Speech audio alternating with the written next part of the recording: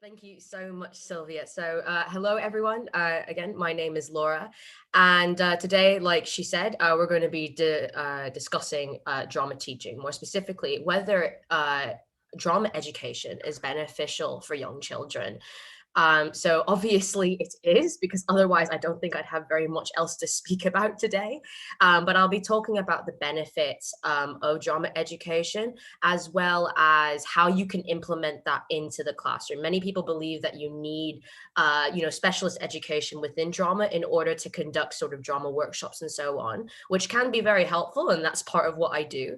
But that's not necessarily true, especially if you're only going to do a few of them, or if you're planning to run a drama ECA at the schools that you work at, that you're a part of, etc. The rundown for today, if I can change my slides. So firstly, I'm going to introduce a little bit more about who I am, because I think that's quite important in relation to this. You'll see why in a second. Secondly, I'm going to talk about the benefits of drama education. If we didn't cover that, it would be pointless to try to implement them in a classroom environment. We need to know why we're doing things in order to, create a plan as to how to do them. And then obviously also how you can implement drama within your curriculum. So whether you're a net teacher and you're wanting to include a few drama workshops into your lessons. I've actually done that, where I've gone into local schools and I've taken over an English lesson or two from a class in each year group, and have done one-off drama workshops. But how you can do that, or how you can perhaps start a drama extracurricular activity after school, as well as some other suggestions as well.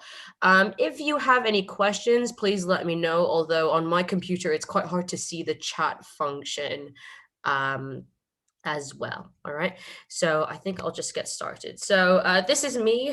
I'll minimize this. This is me. This is actually my current headshot, because I study acting. So like Sylvia said, I've worked in a formal education setting. I will say that I'm not a formal educator myself. So I don't have anything like a PGCE or so on. However, I'm well versed in drama education. I've conducted it in schools. I am hired as part of companies in order to do it. So that is the perspective from which I'm talking from today. And I think that's actually more beneficial to get the perspective of someone who isn't necessarily well versed, because a curriculum can sometimes bound you to teach things in a certain way, and the whole point of drama education in the curriculum is to sort of get outside of that.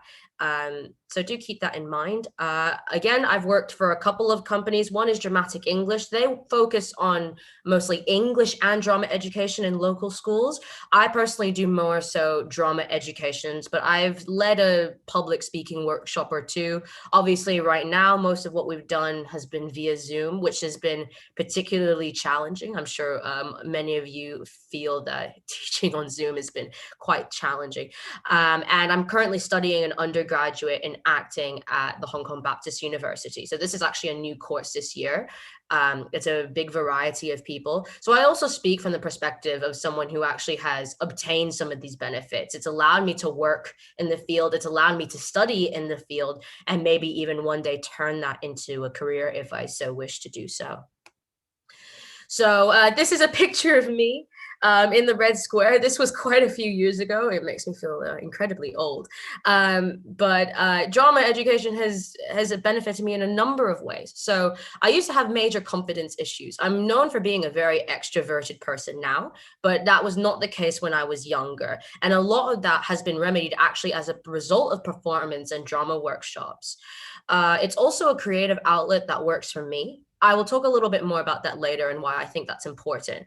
But many people tend to believe that only certain types of people are creative. That tends to be, we tend to type people in education. That's something that I noticed working at the Australian school. Oh, this student is this, or this student is that. But everyone has the capacity to learn how to do certain things. It's just maybe because of their situation at home, or what they're naturally gifted at, they prefer to do some things other than others. And in this case, creativity is something that we all possess. And I'll speak a little bit more about that later. I think that's quite an interesting topic. I also had issues when I was younger with my language development. I'm a native English speaker. I only speak English, but I couldn't speak until the age of 6. And a lot of that was, again, remedied by teachers forcing me to, read things in front of a classroom, to perform things, doing, engaging in things like plays and so on, extracurricular activities. So it is very powerful, having something beyond the curriculum to help children that are, maybe are, a little bit late in development.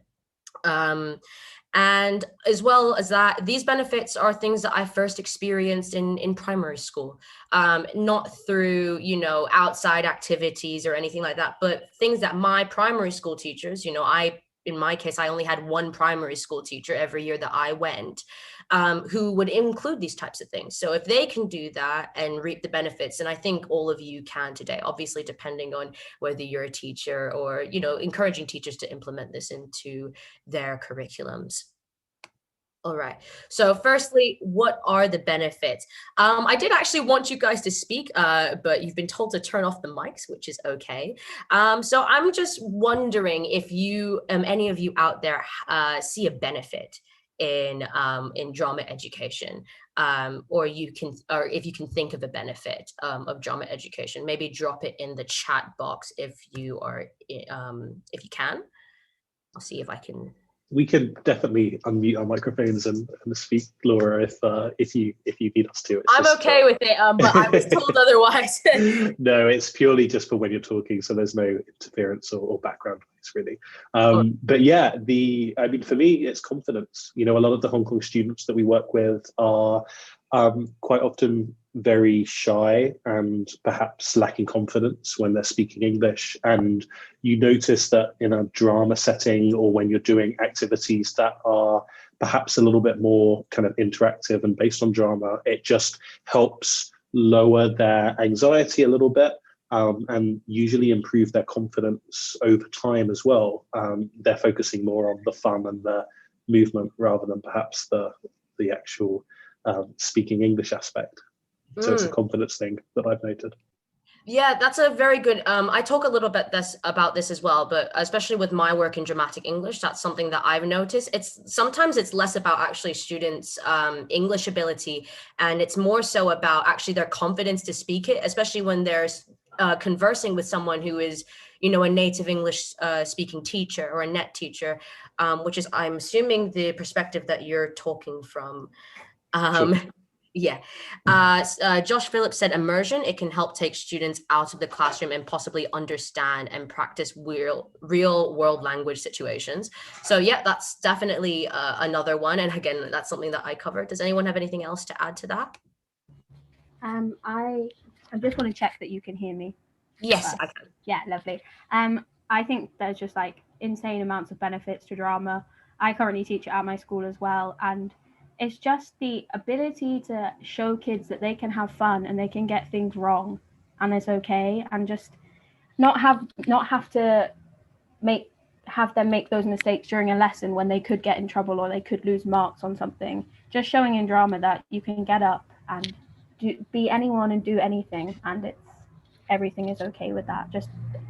I really love teaching drama to my students because it's a chance for them to have fun, and a lot of the time in Hong Kong curriculums, they don't get to have fun a lot. They've got so much work to do. So with the drama, I think just fun, adding fun to their lives. Definitely, I think that is true.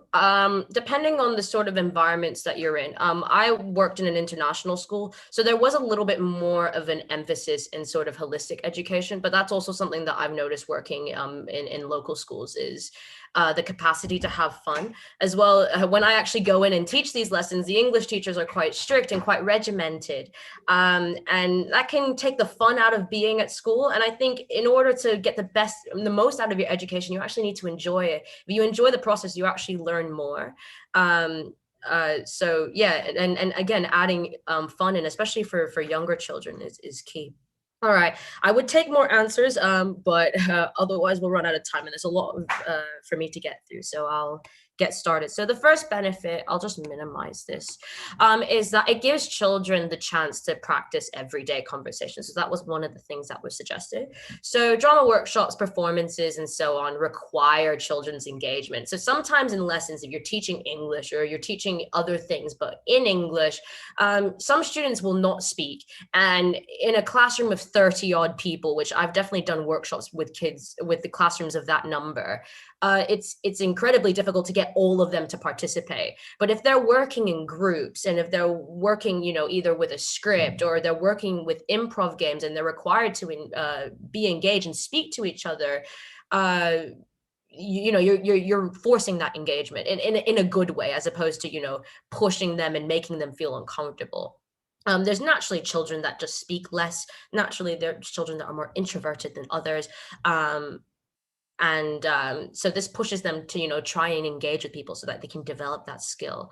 In the context of Hong Kong, drama workshops also allow children to practice speaking in everyday conversation. We don't give things like Shakespeare to young children. I personally never did any Shakespeare until I started my university course. And even I find it very difficult, but you're working with scenarios in which children are familiar with and they're able to speak in. Some children, especially ones that don't use English at home, only use English in a formal education setting. And what can actually happen, something that I've noticed both working in local schools, but also being in a school with other local students, is that they're fluent. They sound too formal whenever they speak very casually. And they sound very regimented, they sound very robotic. So this allows them to practice speaking more casually. I'll say the final thing that's particularly significant for the English teachers in this meeting today is that it can allow you to identify issues within spoken language from children.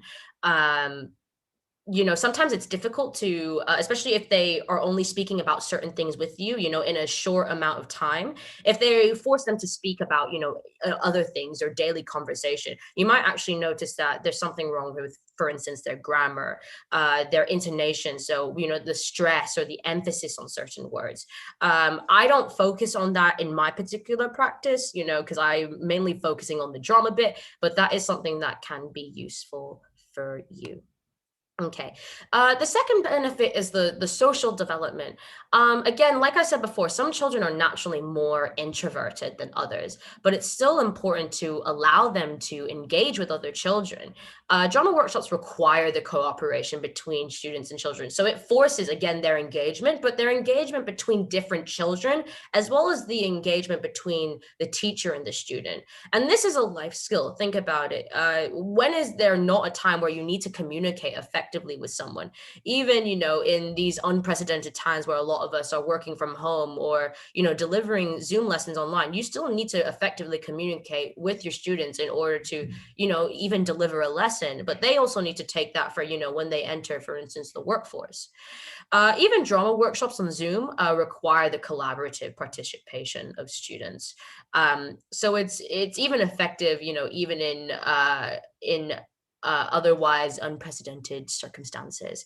The ability to socialize also makes children more comfortable in speaking to others. So they need to work with people. And at first that will be uncomfortable. Some children are very introverted and aren't used to speaking with loads of people. But if you kind of force them to be uncomfortable, then they will learn to be comfortable and they will learn to deal with it. Now, obviously, if you're working with special needs students, you will need to take this, with a grain of salt. But otherwise, if they're just a little bit shy, if you push them over that edge and you force them slowly, they will start to become more comfortable in talking to people. And whilst they remain introverted, they'll become, again, they will be able to socialize and hold a conversation with someone. Very powerful, particularly for young children. And this helps in a variety of things: presentations, daily conversation, etc. I don't think I need to go too much into that. The third benefit is that it develops creativity and imagination. I think sometimes this is something that's underlooked in the perspective of education, but there is a lot of benefit to, getting kids to improve upon that. This can obviously be done in certain ways, but drama is one of the ways of being able to do it. So children can be very creative, and if they don't have an outlet, they can't develop that creativity. I actually learned about something the other day in my university course. So this is something that we're still implementing, even in a professional sort of acting training atmosphere, if you will. But everyone has an imagination. Imagination is actually a reinterpretation of experience. So everyone has the ability to imagine and be creative. Without experience, we can't be creative. So it's about allowing kids to practice their creativity and practice interpreting what they've experienced, so that they don't lose that as they get older and they don't get locked into one way of thinking. That's really what creativity is thinking about possibilities. I'll say something else for some children, especially very extroverted ones. So although I was very socially awkward, I was actually naturally a very extroverted kid. I wanted to talk to kids, but I wasn't able to because I couldn't speak. It can be very difficult to find a creative outlet. If you think about painting, or if you think about, music, playing an instrument, so on. Those are all things that you do individually. It becomes much harder when you have to work with people in order to be creative. That was my case, and I've seen this, with other acting students and some kids that I've met, whilst I was a TA at the Australian school. So this gives them a great opportunity to develop that and to let them play. I think is really important. Play-based learning at the younger ages is generally what people encourage. And this is one of the ways to do that. Creativity is also something that everyone can benefit from. It's also a life skill. Creativity is not just, for the purpose of, conveying certain emotions or creating art, but it's also useful for things like, creating business pitch ideas, or, finding a new way to do something. Even the teachers in the room or in the meeting today, finding a new way to, do something within a classroom, that requires creativity. So it's not just for people in the arts, it's for people, beyond that. The fourth benefit, not many people have spoken about this, and this is one that's often underlooked. I will say this is particularly helpful for very young children, so about the ages of 4 to 8, maybe 9 years old, is the physical and mental development you can actually gain from drama workshops. Often games can be quite physical, and they allow children to move in ways that they've never tried before. This is actually something we still do in a professional atmosphere, and that you do in acting schools. We actually have a class, in my case, once a week, where we practice different forms of dance. So we do ballet, jazz, tap, but other things like martial arts and even like lifting. We do all sorts of things because we're training the muscles to move in different ways. The older you get, the more locked in you are into moving in a particular way. And so actually that can be very helpful in improving a kid's physical development. That's not something that we particularly look at when we look at education. When we think of physical development, we think of, PE education, getting them to do sports. But you can actually do things beyond that that will assist them with that as well. Can also help with cognitive development. Everything in education can help with cognitive development, but we have games where we count and need to remember information. If you're working with a script, for example, the kids will need to, memorize that. So that all helps with, mental development. It's also a very good way for kids to practice their concentration. It can be very difficult working with children who can't concentrate. I know that for an absolute fact. I worked with a K3 class and also a year 1 class in my time at the Australian school. And there were some children who could not sit down and could not pay attention for even 5 seconds. And it's very infuriating. But if you actually get them to, practice their concentration in a way that's more inviting, something like a drama workshop where it's more fun and not, bound by a curriculum or by things that are, to them might be really, really difficult or boring, then they can practice their concentration and perhaps you can start to see the benefits in the actual, when you're teaching them otherwise. It also assists in emotional intelligence. So I speak speak of this very lightly because I'm, again, not a formal educator. However, I have done training where I've learned the basics of how to deal with kids with different developmental disorders.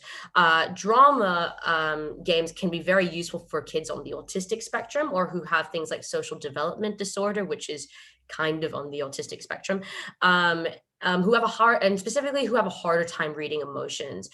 They will react in a very specific emotional way that most children can't understand. Obviously, this will need to be implemented with other modes of intervention and assistance, but this can be one of the ways in which they can understand other people. Understanding that, facial expressions can be a figure, things are not literal, basically. For instance, I remember I led a workshop when I was at the Australian school. It was like one of the last lessons I did there, where the kids had to pretend to be different animals. And one of the kids that I was teaching, he was on the autistic spectrum, and he's like, I can't become an animal. I'm literally not this animal. And then he saw how the other kids were becoming this animal. So understanding that things can be figurative. And whilst it wasn't completely successful, he was trying. And if we had done that a few more times, I think he would have been able to see the benefit from that. Again, I speak of that very lightly because I'm not well versed in teaching special needs children. That's not formal training that I've had. Finally, the fifth benefit that I'm going to talk about, although there are countless amounts of them, is that it's a way of getting kids to explore their interests. This is also something that I feel is not talked about, particularly in local schools. This was something, I personally went to an international primary school, and this was something that was really important about finding your passion, finding your hobbies and your interests. It's really important to find or allow kids to find what they're passionate in. It can quite literally, change their lives. It could be you that introduces drama to a student and they end up liking it so much that, they end up studying at the HKAPA or, at the Baptist University, for instance, studying acting, and then maybe even pursuing it as a full-time career. For me, for example, because of my primary school teacher doing drama workshops with us, and also I had to do the nativity play when I was in primary one, it's led me to allow to teach drama. It gave me an insight into teaching. So it was actually because of my drama experience that I started helping to teach drama. And then it was because of that experience that I started working at a formal education setting. So it quite literally has affected my development in my career. The other thing that I will say is that in an increasingly stressful world, having a hobby that you truly love can help keep you stable. So this is encouraging good habits. These days, I find that less and less people have, a solid hobby that they stick to. And I think that a hobby, something that you really like, that you're passionate in, something that you go to, once a week or on the weekend, whether it's drama or other things, allows you to escape from working life. And especially in Asia where, the work-life balance isn't as good, this can be a really good thing for students in order to keep on top of their mental health as well. That's something that I've benefited from, and I've seen other people benefit from around me as well. So those are the benefits. There are plenty more, but those are the ones that I think are significant in this application. So now that we know what the benefits are, how do we actually implement drama into the classroom? So there are many ways to do this. You can include like an activity here and there. And I would say probably the best thing to do this in is an English lesson. You can include activities here and there that have a little bit of a performative background. So, get them to, do a speech in front of everyone or so on. But if you're wanting to actually do a drama workshop, how do we actually do that? I have a little bit of a formula because I've been doing this for quite a while. I think this is my fourth year actually doing these sorts of drama workshops. So I have a lot of experience in that. And then I also study acting professionally now as well. So that's given me some insight as to what I can include in my practice. So I want to share some of that with you today. So this is very basic. The three components of any drama workshop or training, and professional atmospheres will do this. Workshops within schools will do this. Workshops that are done by youth theater companies will do this. It all has a very similar structure. Firstly is the warm up. And something that I've included in my practice is that it should be focused on relaxation and concentration. I'll talk a little bit more about that later. That's something that I've learned quite recently. The second element, and that should take probably quite a bit more time of the lesson. Again, depending on how old it is, how old the children or the students that you're teaching are, is doing games, or I call them improv games, that are focused around the objective of your lesson. I'll talk about objectives a little bit later. And then third is devising and performance. That's where you'll see the most discrepancy in terms of age range. So the way that you approach doing that with young children is very different from how you would do them with 10, 11, 12-year-olds, 13-year-olds, and so on. So part one, the warm-up. So I remember in school, primary school, secondary school, we would sometimes call these like starter activities. But if you have a warm-up exercise in your classroom that you do before you actually start teaching the bulk of your lesson, that is used in order to ease students into the lesson.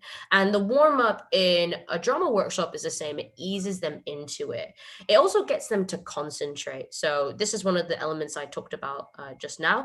Concentration is important because you need to be in the present moment in order to learn, but also do the exercises that are to come. If the kids aren't concentrating, no matter what you do, you will not be able to successfully go through your drama workshop.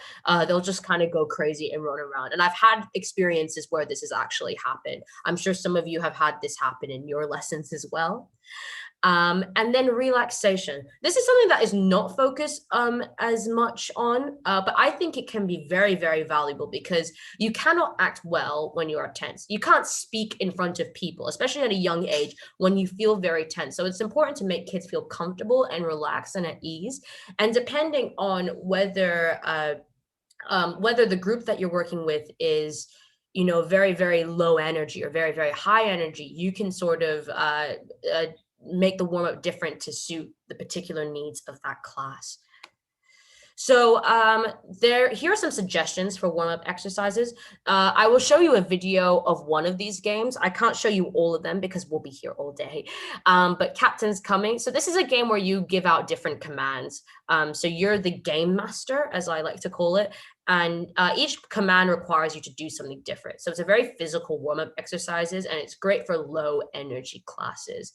There's another one called Zip Zap Boing. This is a game in which you pass a zip around the circle. So you'll have the students standing around in a circle, and you say zip, and like that will make it travel around the circle. You can also zap. So you will point to someone usually across from you, and that will send the zap to that direction, and then they can choose to zip or zap it. And then boing rejects the zip. So the zip will go the other way around. This is great for classes that have issues concentrating. And this is also a very easy one to understand. So it's good for younger children, not really young children, but past the age of 7, usually it works quite well. And the final one that I've done for some classes is a visualization activity. I wouldn't recommend doing this for a class that you're teaching for the first time, but rather maybe if you're doing a couple or a few drama workshops and you know that the class is very high energy, this can help bring them down a little bit. So you basically get the kids to lie down on the floor. Now, in times of, in times of COVID, this is not very practical. It's not very hygienic. So maybe getting them to sit would be a better thing to do, and get them to close their eyes, and then in a very relaxing, approachable voice, talk them through an imaginary scene, which is relaxing. So usually you could talk through a forest or the beach and ask them to imagine what they can sense. So, if you're talking about a beach, touching and feeling the sand, feeling the warmth of the sun.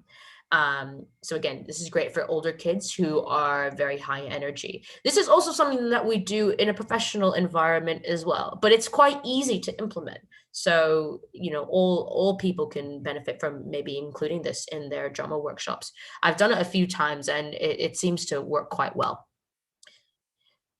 Here is my video. Sylvia, I'm going to ask you whether you can hear this. Hopefully it loads up. Yeah, I can. I can Okay, hear. perfect. Yeah. So this is the game, Captain's Coming, that I was talking to you a little bit about. This is how to play it. Forgive the intro music, but this is a really good game. If the kids are not very responding to, or if the class that you're teaching is not doesn't respond very well to new things, this will get them very excited for sure. It's always been a winner. Obviously, I think nowadays this would be a lot harder to do because it requires a big group of people, and we shouldn't really be keeping the kids in big groups for the sake of their safety. But hopefully when things get better, we can, start to do things more regularly, if you will.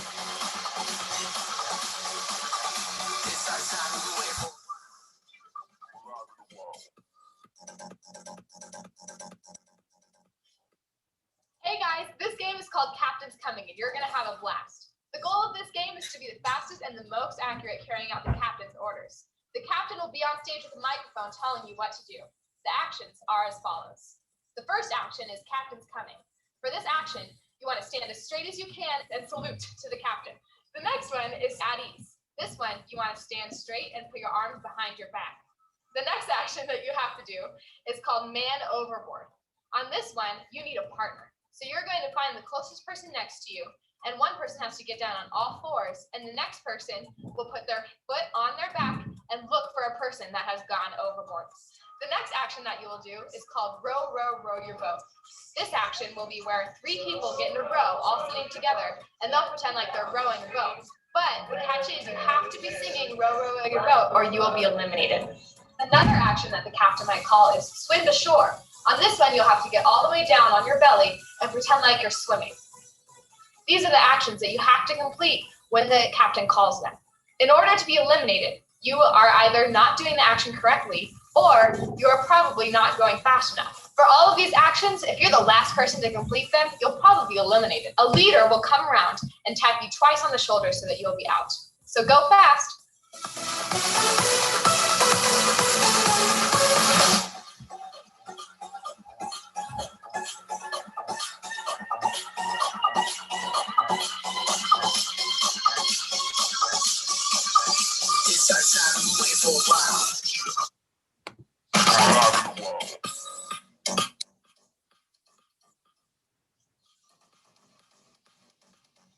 The next action is so these are more active. I'll stop it there. There are many more things that you could do in terms of this activity. There are a lot more commands that you can have. If you search online, there's plenty of them.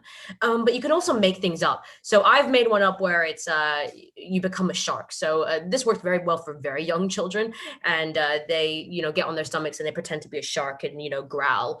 That often gets them very excited. So you can actually manipulate it to suit different age ranges as well. Very, very physical activity, Captain's Coming. It's one of my favorites. I actually really like playing it myself.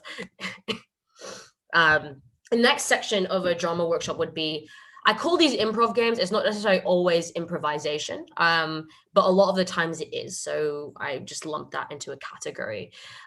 So in these games, this is where you're going to set, you have your sort of objectives being, taught.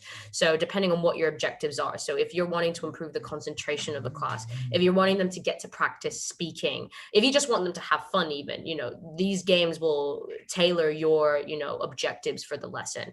So again, all lessons should have a focus, and depending on what you want to get out of your drama workshop, you can play different improv games to meet those objectives. Now, there are plenty of resources online where you can find these, or if all else fails, you can talk to someone involved in the drama atmosphere. I will say that even people that used to do any sort of drama, so whether, they did it in high school, or maybe they were they were involved in their university's drama club or something like that, would remember a game or two. It's worth asking around, actually, and there'll be more people than you anticipate who, remember certain things. There are games that I remember from when I was 5 years old that I haven't played in years, but I still remember how to play them. So I'm going to give you an example. So let's say that I wanted my students to improve their cooperation with each other, and I had an hour to conduct the lesson. So for the warm-up, I'd probably play 10 minutes of Captain's Coming if they were a very low energy class. And then I have my 2 improv games. I can't talk about all the improv games that you can do. Again, do your research, and they're usually quite easy to follow. So one of them is called One-Worded Stories. I'll explain that. And there's one that I call Body Improv. We never really have a name for this, but for the purposes of today, I will call it Body Improv. And then you have Devising and Performing, which is 20 minutes. So I, depending on how big the class is, 15 for prep and maybe 5 or 10 minutes for performing.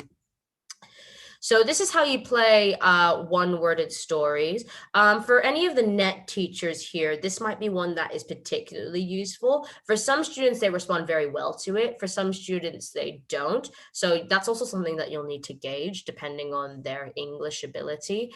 But it also gets them to cooperate with each other. That's why I've included it as an example here.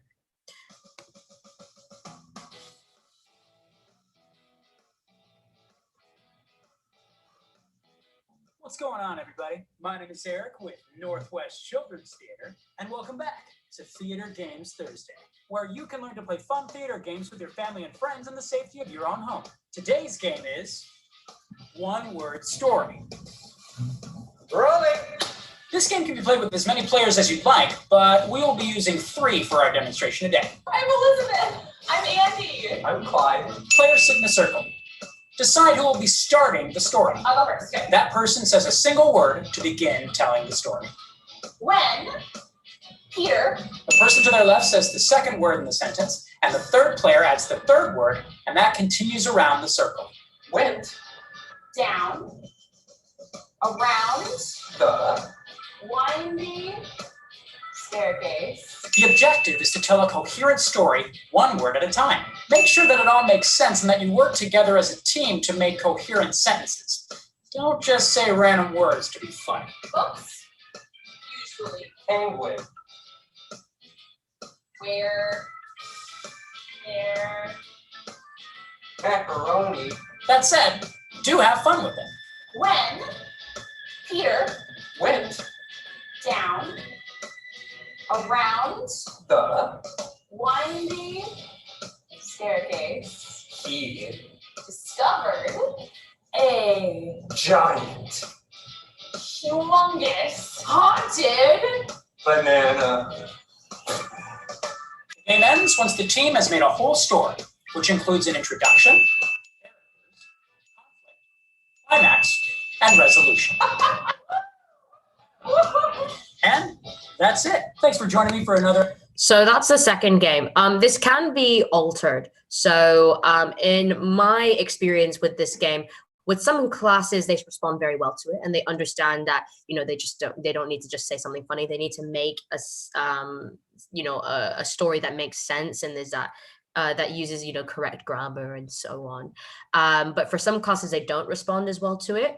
So in that case, I've modified it in the past by doing one sentence stories. So each child will be able to say a sentence. That often you want kids to cooperate.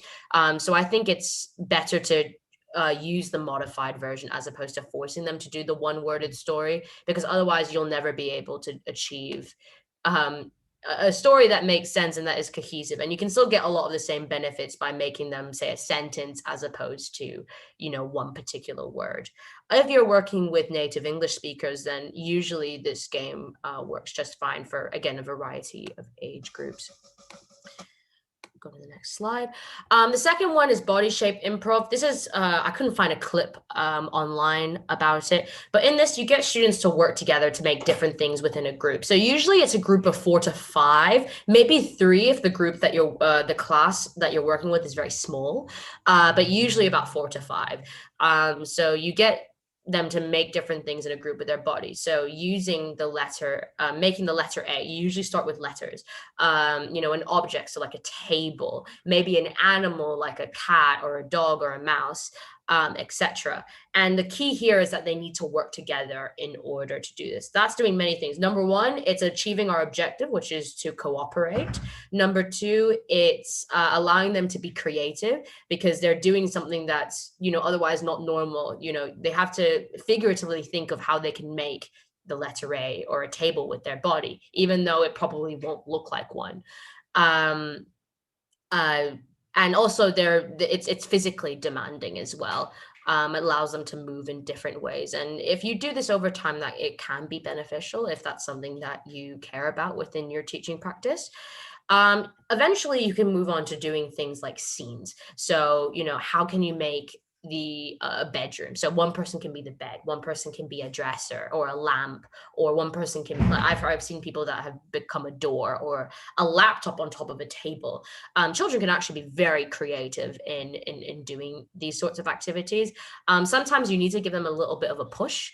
And emphasize that it's not going to look perfect, because they have, a lot of them will like try and make a perfect looking chair, and they're holding a squat position for like 20 minutes trying to do so. So keep in mind it's a figurative activity, as opposed to making it look so literal and so perfect. We're not aiming for perfection here.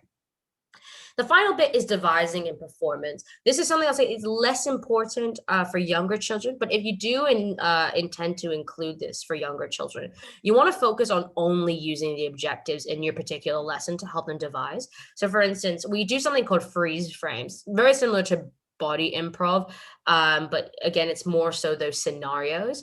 So if you told them to make 5 different freeze frames, you will tell them, okay, I want you to make a story using all of these 5 things, and make it very easy. Give them a lot of time to prepare, and then also the performance shouldn't be as long so that they can think of things and you can actually have the time to help them out. The older they are, the more the creative freedom you can give them. And I think I would encourage that actually, to give them more creative freedom, but you still want them to focus on the activities done in the lesson. Otherwise they've gained nothing from the particular activities you've done. In terms of suggestions for working in groups, I know that in a classroom environment, you want to be checking in on all of, if you're ever doing group work, you want to check on all of the kids to make sure what they're doing is right. But I would say actually in a drama environment, as long as you can see that they're working together and they're actually making progress, I would say let them explore. Again, it's something that is allowing them to develop their creativity without the support of a teacher. Now, in the case that they don't really do much, it's your job to help facilitate that. And I will say it's much easier for some kids to work together than others. You might have put a grouping together and, people don't like each other and you're not aware of that. So you need to step in and get them to cooperate, or maybe give them an idea to start on. If they are younger, I would say mix up the groups based on their capability. If it's a very rowdy class, I would say the same thing. And if you're doing a lot of drama workshops with the kids, then I would say, again, mix it up. If you're doing 1 or 2, then I don't think it really matters. And it can be nice if kids work with people that they know doing something new.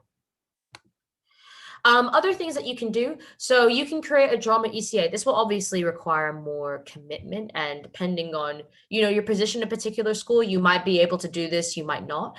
It's a lot more challenging, but it also allows you to cover a lot more. So you can do these workshops without worrying that you won't cover this in your curriculum. You won't have the time to finish what you're required to in your curriculum.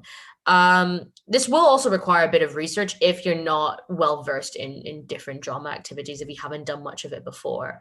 Organizing a school musical, this is very involved. But when I was working at the Australian school, this was actually something that everyone was participating in. Even, me being quite new to the school, I was helping out with this. And you can receive help from other departments within the school. So if you have a visual arts department, they can make the props, for instance. If you have a music department, maybe the kids can, you can get the kids to play certain songs and what have you. And if you're in a position where, you work maybe in leadership within a school, and you want all of the kids to gain benefits, this might be a good way to get them to participate all together. Of course, if you want something that's a bit more detailed, especially for older children, contacting a company offering drama education is also possible. So the two that I've worked for is Faust. They more so are geared, if they do work with schools, they work primarily with international ones. That's just the clientele that they target. And then Dramatic English is more so, they work specifically with local schools for the most part, having a sort of, they want to both improve English and also introduce drama in these schools. Those are their sort of two objectives. So very different companies.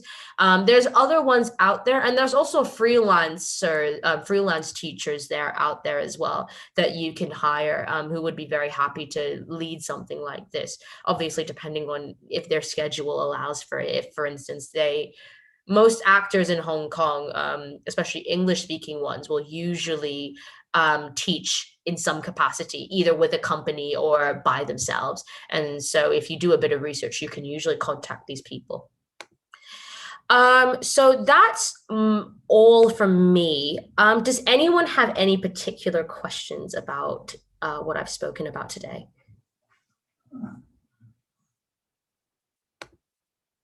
I'm all ears. Or any clarification?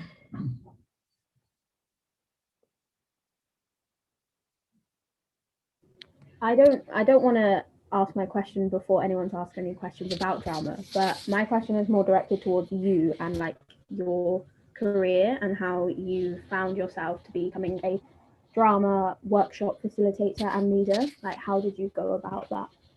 Very good question. So when I was actually a student of Faust International when I was much younger. So I started doing workshops with them when I was about 14. And they have student and assistant leaders that help with workshops. So because I was a student in high school at the time, I worked, I was in their senior group, which they hold lessons in Shengwan. I used to be part of the DB group because I lived in Lantau at the time. So I started teaching there on a Saturday. That work experience allowed me to work at the Australian International School. And that was my introduction into the formal education sector. A lot of international schools hire TAs without prior experience. In the Australian International Schools case, the TAs in the early childhood section, there's one for every class. So they work more as a co-teacher. So I would help to teach those classes. And then this year, I was put in contact with someone that was working at Dramatic English, and that's how I started there at the same time as I started my degree. So it's quite rare for that to happen, but it happened to me, and that's caused me to have the experience that I have. I've got a question, Laura. At the moment, I mean, hopefully with vaccine rollout and things, we'll be going back to face-to-face teaching sometime in the future for extracurricular activities I'm talking about, rather than incorporating drama into the classroom at the moment.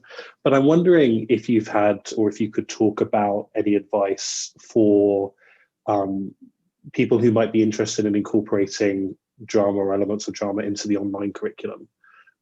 Because I think that's something that for at least some teachers, we might be still having to consider. Very good question. I will say, and I'll be very honest, because of the situation, the amount of work that I do for Dramatic English in this particular, who I'm working with particularly now, is a lot less. And that's because of the impracticality of it. So I can, but it is still something that can be done. What I will say is that the main thing that you will want to be doing is focusing on the collaborative element and focusing on games where it does not require physical interaction between one another. So one word stories is a good example of doing that. And also I would say the other thing is that it's a lot more effective when you include it in another curriculum. So in our case, the work that I have been doing has been focused around English education. So I even did a workshop where this particular school was a Catholic one, and they wanted us to do drama games which promoted certain particular Catholic values. So integrating, certain drama games or elements of different drama games into, for instance, English education would be the best way to go about it. Other than that, in order to get the full effect of drama education, you are going to have the students in, and that's like education in general. You want the kids in, especially at a young age, in order to deliver lessons most effectively. So that would be my suggestions for that. Thanks. No problem. I would love if you had the answer to this, and I would be so amazed if you do, but if you don't, it's okay. But I'm currently teaching drama at the moment, and I'm online, of course. But my classes are only 25 minutes, and I only see my students once every 14 working school days. Wow, okay. Got any tips to try and help me encourage them to still pay attention and still get involved in the lesson, because they don't see me that often. Of course, they're not going to be of course they're not going to care that much, but yeah, it's very difficult. So if you've got any tips, that'd be amazing. Yeah, I understand. 25 minutes is a very short time. I would say that if you want them to be engaged specifically, you need to find a warm-up game that really works for them. That can actually be the key in determining how the rest of your lesson goes out, much like if you were in a school and you did a starter activity that made the kids really excited and wanted to learn. So that will require digging and a little bit of trial and error before you find that. The other thing is, obviously, you can't really devise or perform. So you want to be focusing probably on one game in more detail, explain it a little bit more, because again, you are online, and then hopefully get them to interact. Even starting by using the chat function. Some students have an issue with seeing themselves on camera. So even starting by, asking them to, participate via the chat function, depending on what you're doing, might help as well. And then eventually, encouraging them to turn on their cameras. That's a big thing I've seen, is everyone wants to switch off their camera. Yeah, that is true. Thank you so much. No problem.